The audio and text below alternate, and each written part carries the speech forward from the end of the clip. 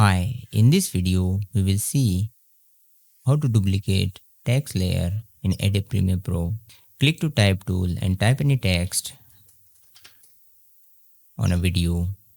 Then click to selection tool and adjust your text.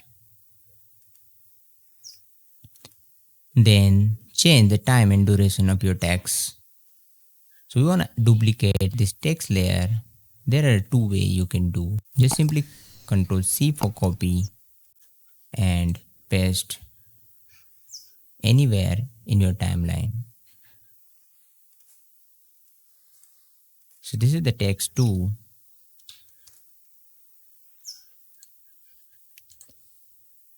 So another way, you can hold the Alt key from your keyboard and drag on your timeline.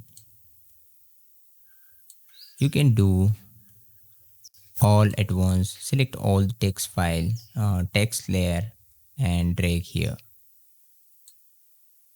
You can change the text, whatever you want to type. Let me just play the video so you will see clearly.